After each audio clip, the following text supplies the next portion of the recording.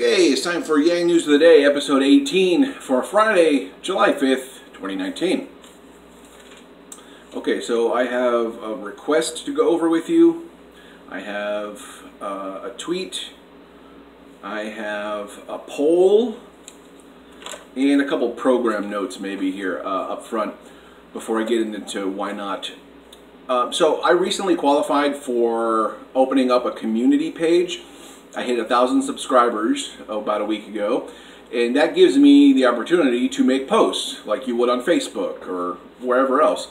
And so I'm posting memes over there, some memes that I'm making, and I'm also doing announcements of, like, if you don't see a video, you know, I'll tell you, okay, the morning's not good, I might make some videos later. So you can keep up with what's going on with PRM over here by using that community page. So I'd love to see you all over there. Have some fun, have a few gags with some memes that I'm making. Okay, let's get into why not for episode 18 for Friday. Okay, so I got a special request from one of my subscribers, who's also on Twitter by the name of @PrometheusIsGod, and it is as follows, quote, "Do you think you can feature the hashtag YangWithCasey on your next episode of Why Not?" End quote.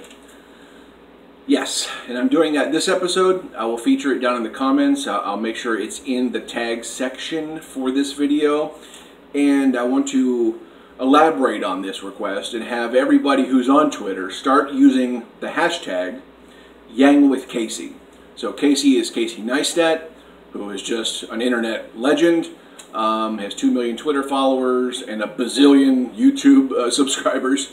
Just one of the most popular guys out there. Andrew Yang likely wants to get, wants him to be interviewed, and so do his followers. And so it's a good idea to start using the hashtag YangWithCasey to pick up some traction, to hopefully get it trending if possible, but just to use it and give it some visibility and help out our friends over at the Andrew Yang campaign.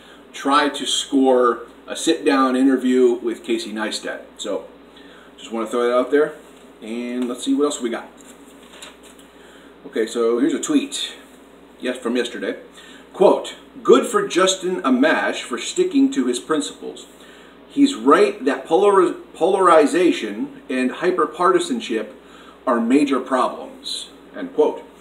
So if you don't know, Justin Amash, who is a congressman from the state of Michigan, parted ways with the Republican Party on July the 4th, declaring his independence. I see what you did there, Justin. I see what you did. Brilliant. Okay, so he parted with the Republican Party on Independence Day. He declared his independence from the Republican Party. And Andrew Yang is right to elaborate from there. The polarization and hyperpartisanship are major problems in America, and they are fully. You cannot have a cohesive dialogue anymore with left versus right. It's such a rarity. It's like a unicorn sighting. It's just not happening.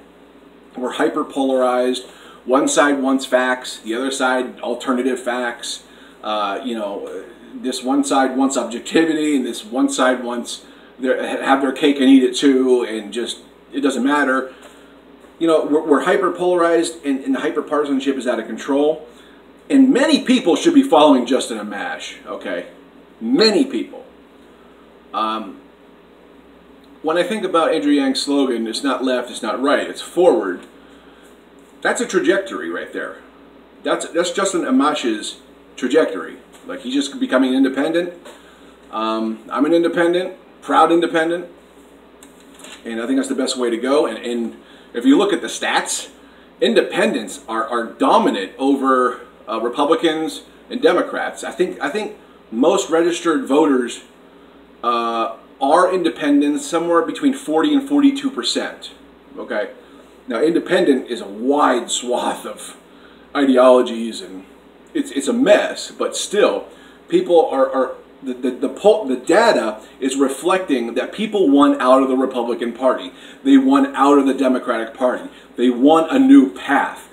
They know that the corporations have bought these two parties, and they don't represent the people anymore. Okay, and that's just that's just scratching the surface. There's more systemic problems going on. But so good for Justin Amash. I agree with Andrew Yang in his assessment too. Okay, so a new Reuters poll came out. I will leave that down in the link below. And it has Andrew Yang pulling in 7th place. So that's pretty cool. The poll previous to this one had Andrew Yang at 1%. So if you don't know yet, Andrew Yang needs to be polling at 2% in 4 key polls. I don't know which ones they are yet.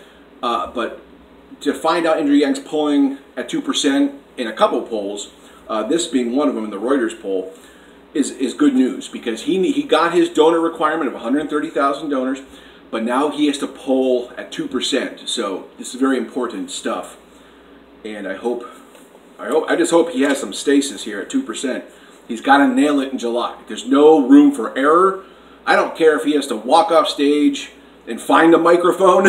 There's just no room for error. There's no room for error for him in July. Even if he's on in September, he's got to nail it in July. Andrew Yang has to nail his debate stage performance at all costs, in my opinion. That's just me talking, but because he does have September. He's got to be at 2% though.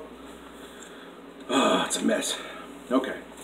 Well, I think we'll stop there. That's all I got for you for Yang News of the Day, episode 18 for Friday, July 5th, 2019.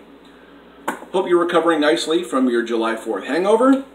I don't drink anymore, so I don't have that problem. Yay me. Okay, I'll talk to you guys soon. Like, share, and subscribe, and click the bell.